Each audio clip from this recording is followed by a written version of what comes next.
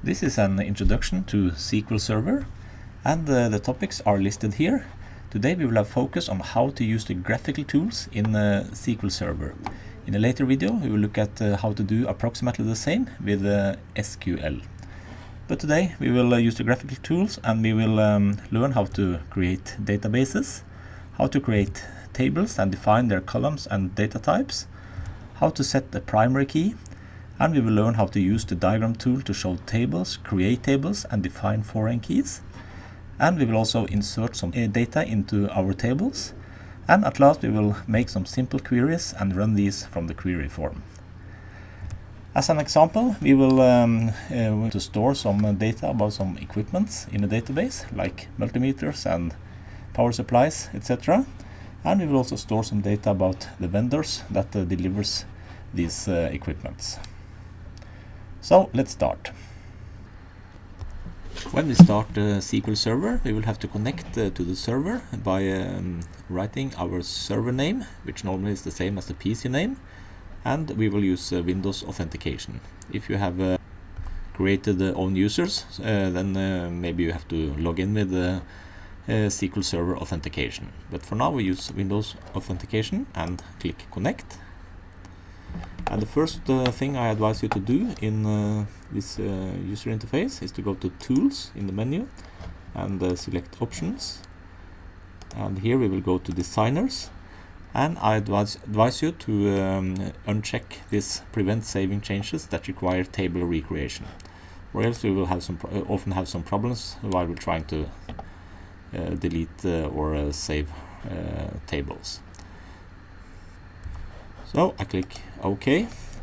So this is something we only have to do once.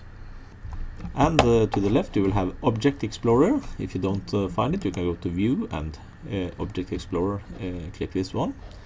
But we have it here now. So, and here we will find all our databases. So if I expand this, I will see all my databases, all the databases I have created. And now we're going to create a new database. So I right click over databases, select new database, and we choose equipment database as the name of our new database. Like this, and then click OK. We will find our new database in Object Explorer at the bottom of the list. Here I'll find it. But if I go to the top and select databases and click F5, then we will have a refresh of this list, and it will be sorted alphabetically. So now I find equipment database here.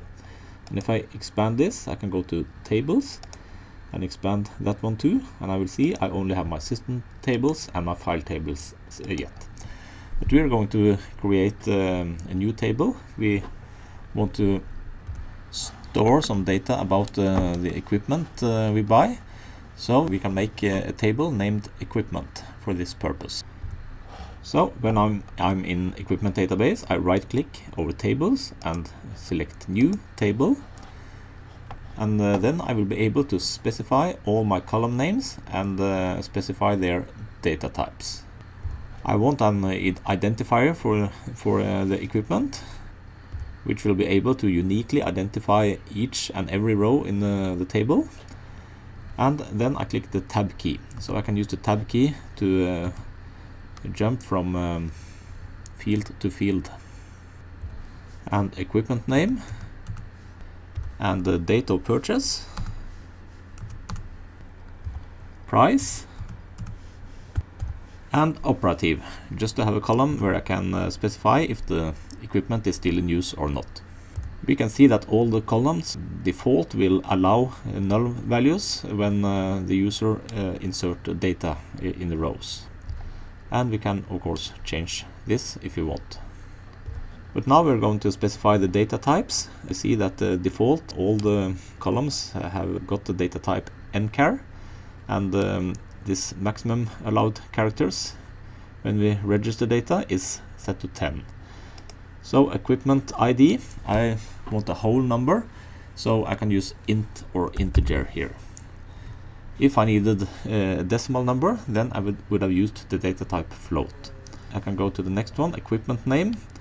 That can be nchar, because this shall only be characters, but I want some more than 10 characters. maximum, so I change this to 30, so I can specify longer names. And date of purchase, we have two data types. For date, that is common, and that is date and date time. But now I can use date because I only want to store the date. And price, also here, SQL Server have a specific data type named money. And operative, I only want this to be registered with either true or false. So this is going to be a Boolean data type. And the data type name for that is bit in SQL Server. So now I have specified all my data types. If I want this column equipment ID to be automatically numbered, instead of having the user have to specify each number when he or she register data, then I can go to properties and identity column. If I go here and say that equipment ID is going to be an identity column, then when the user register data, this number will automatically increment from 1 to 2 to 3 and so on. The last thing I want to do here is to define a primary key, and then I can select one or more columns. If you have a combined primary key, then you have to select more columns than one, and then we use the control key, hold down the control key, and we can select several columns. But now I'm going to have equipment ID as my primary key, because that column alone is able to identify all my rows uniquely. So I can select this and go to this key icon in the menu, or I can just right click here and I will also get this set primary key icon. So I click this one and I will see that this now is defined as the primary key. I will leave this design mode, so I just close this window, and then I'm questioned if I want to store this data, and of course I want to, and then I will also be given the chance to name the table. So I name this equipment. I click OK. And now my table is created, but if I see over here in Object Explorer, I still can't see the table. But if I right click on tables and click refresh, or just click the F5 button, then my new table will appear here. If I need to change anything, I can just right click over it and go to design, and then I come back to this design mode and I can add columns, I can change data types, etc. One more thing, when we defined this column as a primary key, this text box was also unchecked, and that is because of what we talked about earlier about entity integrity, that the primary key will never allow any null values. And when we register data in this column, then repetitive values will not be allowed either. Now I want to use SQL Server's diagrams tool to show the table. So I just close this one and I go to this equipment database and I find database diagrams almost at the top. So just click this plus sign and you will get a question on which you have to answer yes. That's only the first time for a new database. Then you can go to database diagrams and right click and select new database diagrams. And for now we only have one table, so we have to add that one. I click close, and then I will see my new table here in this database diagram. I see all the columns and I see the primary key. We can also design new tables directly in this diagram view, so it will also show that way of doing it. We do now have a table for equipment, but we also want a table to store some information about vendors. So we will create that table directly in the diagram tool. I right click on an empty area and select new table. And then I can name the table, and I want to name this vendor, and I click OK. And then I will come to design mode and I can specify all my columns and all the data types, etc.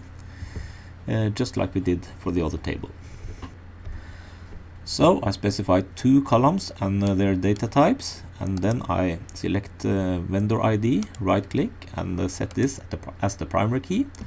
And if I also want this one to be auto-numbered, like I did with the equipment, it's a bit different way to do it, but I go to this properties window, and there I will find identity specification. I expand that window, and I will find a property named isIdentity. And this I have to set to yes, and then this will be auto-numbered. And when specified as a primary key, we saw also here that this will not allow any null values anymore. Now I have finished my design, and I want the same view as for this other table. So I right click over this blue area and select table view, and want to show only column names. Then I will have the same view as for the other table. Now I want to save my diagram, so I can just close it and click yes, and I save it as diagram 0. Okay, yes, and I still don't see it here yet, but if I click this database diagram, I click the F5 button to refresh, then I saw this plus sign, and now I can see my diagram here, and I can get it back if I want to. Now we want to insert some data into our tables, so I go to tables. I only see one of them yet, but I click the F5 button to refresh, and then I see both my tables. So if I right click over equipment and select edit top 200 rows, then I will be able to insert some data here. But I see I cannot insert any data in this first column, and that is because we made it an identity column, so this will be auto-numbered. So I will start here. I just expand this a bit. Start here with the equipment name. I write oscilloscope, and I go to the next column, which was the date column. So here I write the date, and I go to the next column. I do this with the tab key all the time, and price, and this last column, operative. There I would just register true or false. True if the equipment is still in use. Okay, and we saw now that this was automatically numbered 1. So I can fill in some more data. Now I have some data in my table, and I don't have to store this in any way because they are automatically stored while I insert them. And that means that we not have any undo options here either. So when you insert data, they are inserted. When you delete them, they are deleted. So remember that. I will also insert some data into my vendor table. So I go to vendor and right click and go to edit top 200 rows. And there we have vendor ID, which is automatically numbered. So I can click the tab key and just fill in the vendor names. And the first vendor is Nortelco, and I click the tab key, and this was automatically numbered. I click the tab key again and write a new name, and click the tab key, and I see this is all the time automatically numbered. Now I have registered 7 vendors, and I want to do some queries against the database. I start by closing my 2 tables. And if I want to see the content of the tables, I can go to equipment and right click and choose select top 1000 rows. Then an SQL query is run here. I see this query, select top 1000 rows, and it is specified which columns to show from the equipment table. We will learn more about SQL later. But this query is run, and all the results are shown down here. And if I do the same with the vendor table, then I go to select top 1000 rows, and we'll have a list of all the vendors. I can also make my own queries in a new query window. So I just go to new query, and a new window opens, and here I can write my queries. Select star. That means all the columns from, and I have to specify the table, and I can write from the equipment, and then I see this IntelliSense also helps me. So I just click on this, and I can click execute or the F5 button and this query will be run, and I can see the results down here. I can copy this one, and I go here, and I will list all my vendors. So then I specify the vendor table instead. And if I run this now, execute or F5, I will see that both the queries are run. So if I only want to run one of them, I can specify this one by selecting only these 2 lines and then execute, and only this one will be run. I can also comment code that I don't want to be run, that I want to be ignored by the compiler. I can do this by start my comment here and end it in this way, and now this will be ignored by the compiler, and only the compiler will only run this upper one. So if I try to execute now, only this one is run. I can only also comment one line with this in this way, and if I comment those 2 lines in this way and click execute, nothing will be run. We will learn more about SQL later, so this was only a short look at how to run queries. The last thing we will do is that when we buy equipment, we also want to store information about which vendor that delivered the equipment. And to do that, we want to link between the equipment table and the vendors, and that we can do by adding a foreign key to this equipment table that references the primary key in the vendor table.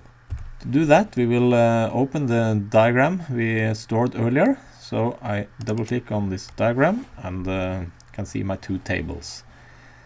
So to make this link, we need in this equipment table a link to a vendor ID. That means that we need a foreign key in this table that references vendor ID in the vendor table. So I need to add a new column in this table, and I right click and change the table view to standard, and then I can add a new column. I will name it vendor ID. I don't have to use the same name, but very often we do that. So I write vendor ID, which is going to be a foreign key, and a foreign key have to have the same data type as the primary key it references. And vendor ID was integer, so I will define this as integer too. Okay, now we can go back to the column names view, so that we only show the column names. Now we have a column here which will act as a foreign key, and to do that we hold down the left mouse button and drag and drop to the vendor ID in the other table. And we see that this is what we want. We want to have a reference from the vendor ID in the equipment table. This will be the foreign key, and it will reference the vendor ID in the vendor table. So I click OK. And we also want to enforce reference integrity. That we do by having this property set to yes, enforce foreign key constraint. And then I click OK, and I see that the foreign key is created. So this foreign key will be a reference from vendor ID here to vendor ID in this other table. And the database management system will enforce that the reference integrity, the rules are followed. And that means that if or when we insert some data into this table, in this column vendor ID, either we can have this as a null value because we are not forced to reference anything, so a null value is okay. But if we put the value into this column, then the value must also exist in this other table in vendor ID. And we have already stored some vendor IDs. So if I open this table, select top 1000 rows, we see that we have vendor IDs from 1 to 7. And that means that I will be allowed to insert the values 1 to 7 here, or null values. But if I try to register the value 8 or 9, then I will get an error from the database management system. So we can try that. The first thing we do is to close this diagram and save the structure that we have changed. So I click yes. I can close everything I have there. And now I open this equipment table by right-clicking and select Edit Top 200 Rows. And we see the new column with only null values, and that is allowed. But we can try to insert some other values. And I insert 1, that should be okay. 7 should be okay. But 9, if we insert that, we will get this error because we have violated the foreign key reference integrity rules. So it's very important to know how this rule works. And then we have been through all the topics. We have created databases and tables and columns and defined the data types. We have learned how to set the primary key. We have used the diagram tool to show the tables, create tables and define foreign keys. And we have inserted some data into the tables, and we have made some simple queries and run those from the query form.